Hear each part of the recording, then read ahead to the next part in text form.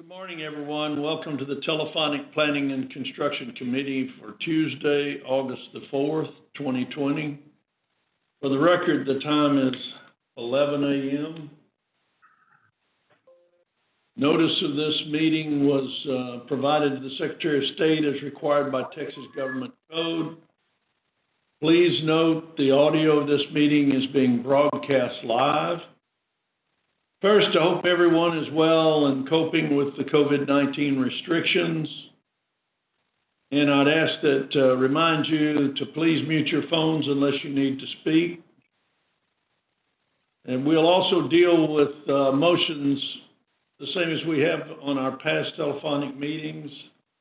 If regents have comments or objections, please speak up when I ask for objections or questions. Otherwise, motions will pass. Laura, let's begin with a roll call of the regents. Sure. Good morning. Regent Scott. Present. Regent Montaigne. Here. Regent Austin. He's present. Okay, thank you. And I think we also have Regent Flores. Here. Regent Harrell. Here. And do we have any other regents on the call this morning? Okay, thank you. Okay, can we now have a roll call of the component representative? I will do the system staff and then I'll go into component. So do we have Chancellor McCall? Here. Thank you. Daniel Harper? Here. Pierce Mitchell? Here. Carol Fox? Here. Do we have other system staff on the call? Yeah, Peter Mouse. Thank you, Peter. John Hvac. Thank you, Dr. Hvac. Okay, down the component representatives. You got it. Lamar University. Ken Evans, Jeremy Altop, Catherine Miller. Thank you. Sam Houston State University. Carlos Hernandez. Thank you. Sol Ross. Leo Dominguez, Bob Jacobs. Mike Pacheco. Thank you, Mike. Texas State University. Denise Strauss, Eric Algo, and Tom Schuon. LIT. Lonnie Howard and Bonnie Albright. Thank you. Lamar State College Orange. Tom Johnson, Mary Wickland, and Wendy Elmore. Thank you. And Lamar State College Port Arthur. Betty Bernard and Mary Wickland. Thank you. And I heard a couple other late joiners. Did we have anyone else join the call that would like? This is Sean Cunningham. Thank you, Sean. Okay, that concludes roll call. Very good. Daniel and I had an opportunity to review this agenda prior to today's meeting. At this time, I'll ask Daniel to present the Planning and Construction Committee agenda items. Thank you, Mr. Chairman. Today's agenda includes 7 items, 2 design development documents, the routine quarterly planning and construction report, 3 additions to the capital improvements plan or program, and 2 contracts with program management firms.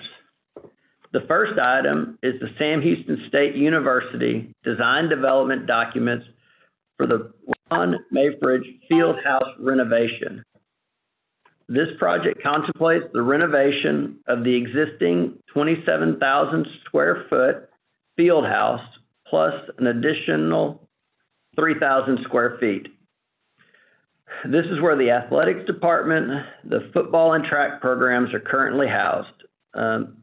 This project, the total project cost is $15.6 million to be funded with bond proceeds where the debt service is supported by their auxiliary revenues, and the cost per square foot is $374.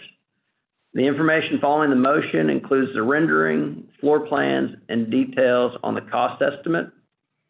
And at this time, I'd ask Sam Houston State for any additional comments on these design development documents. Thank you, Daniel. Chair and Board of Regents, project has been a long time coming for the university. The original structure was built in 1986, making it 34 years old. The infrastructure in the building is quite dated and out of maintenance and repair capacity at this point. We've been keeping up with deferred maintenance on the structure, but we've simply outgrown the services that we're able to provide our individual programs within that structure. And so the remodeling will expand the use of facilities. It'll give us better utilization of the square feet that are available. And of course, bring all the systems up to modern standards. HVAC will be upgraded, roofing systems, exterior envelopes will be upgraded as well. So we'll have a building that's going to hold the programs in good state for at least the next 30 years, if not longer. Thank you, Dr. I look forward to answering any questions y'all may have.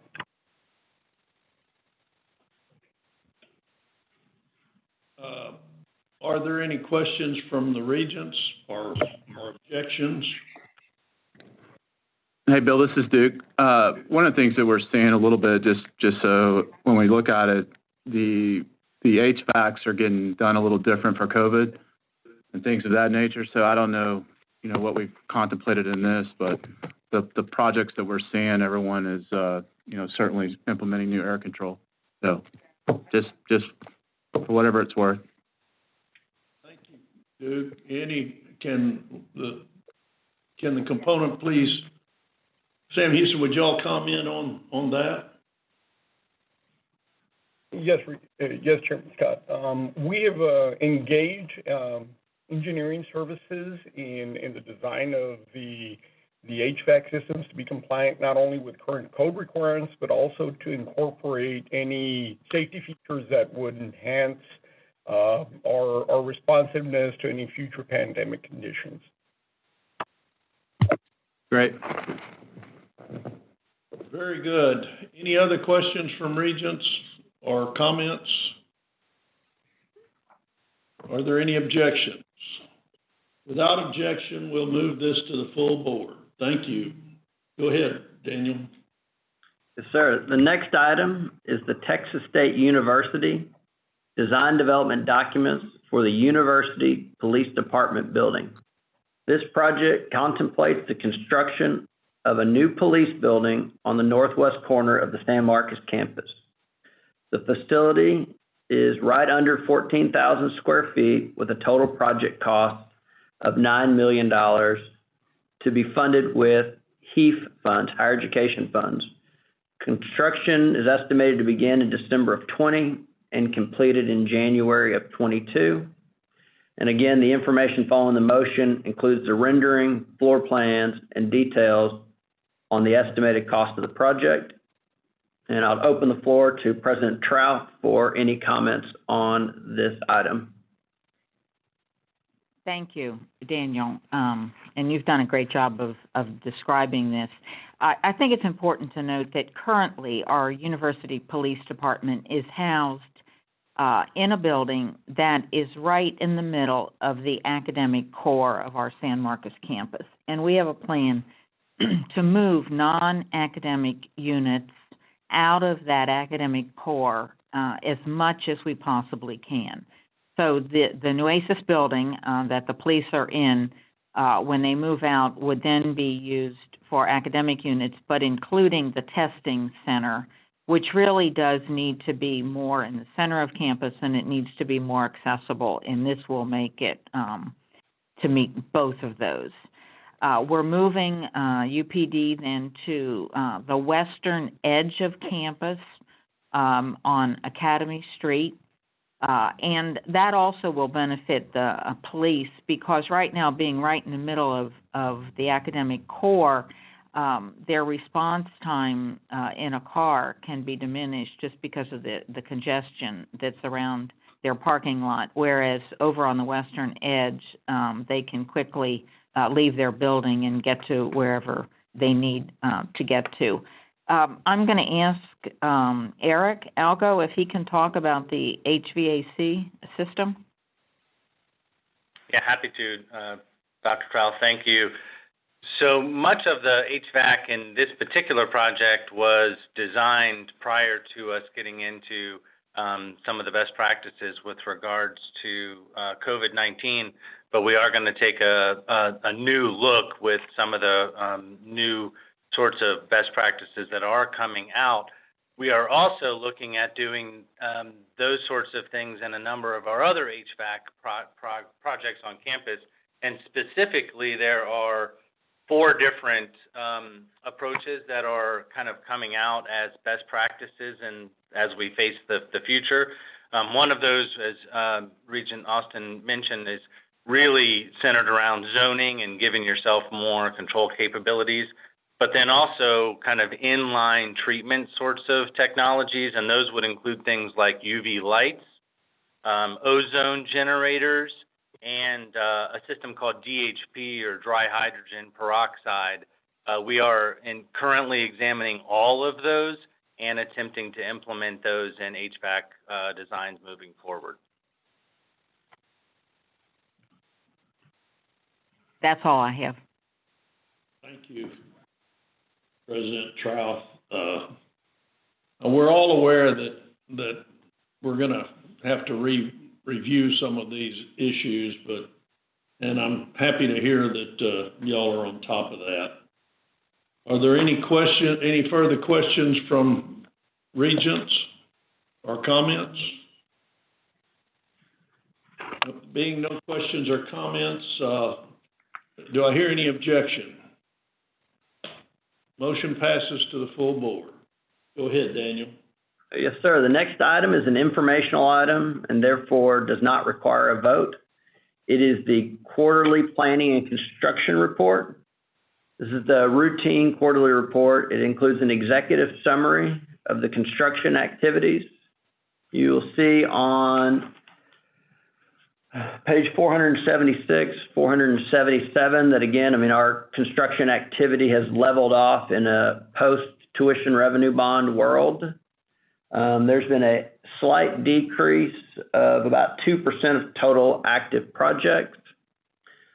Following that overview, there's the overview of the current capital projects with a cost above $1 million. And then there's a short summary following that by component of each of the current projects. And then for this report, we do have one final report for Willow Hall at Texas State, and which is on their Round Rock campus for your consideration. And that concludes my update on the informational items, sir. Very good. Since there's no vote, why don't we move on to the next item, number 4. Yes, sir. And the last is the consent agenda. It includes 4 items.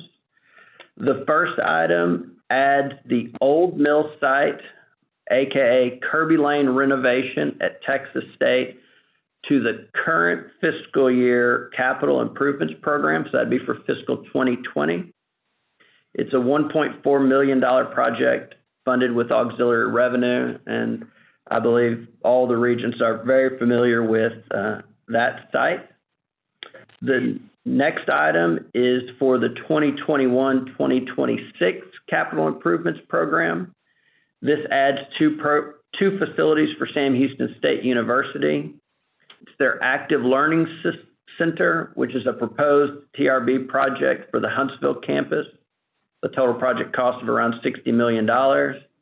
And then also adds a College of Medicine parking structure in Conroe, and it's a $15 million project that would be tied to the authorization of tuition revenue bonds as a new facility in Conroe is also proposed for Allied Health. And from there, we have two project management, program management service contracts, one with Hill International and one with Milestone Project Managers. And as a kind of an overview of how those two vendors fit into our overall structure, as you know, planning and construction at the system office is overseen by the Division of Capital Project Administration, which is staffed by Peter Moss, who's on this call. You know, he's an architect, and he joined our system 2 years ago. And then Donna Bryce, who most of y'all know well. To support these capital projects, we hire outside legal counsel that has an expertise in construction matters. And this is regarding, you know, our contracts. And then also we hire third-party program managers, which again are the agreements you have today. And these firms, we assign them to all active projects that are either within the chancellor's authority or within the board's authority to, monitor and advise us on the status of those projects. And also these two firms, when they're not serving on behalf of Texas State University system, they can serve on behalf of the component institutions as a project management firm. And then, of course, as you're familiar with our structure here and throughout our system, you know, the institutions employ a dedicated team of construction personnel who manage these projects on the day-to-day basis under the supervision of the CFOs in most cases, and then Leo Dominguez at Sul Ross State University. And Chairman Scott, that concludes my update on the consent agenda items.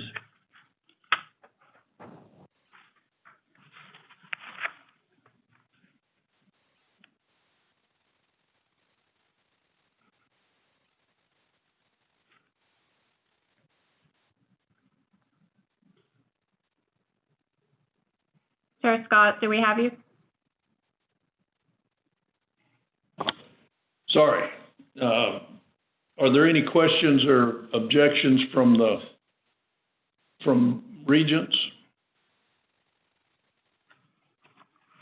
If I don't hear any questions or objections, we'll move this to the full board.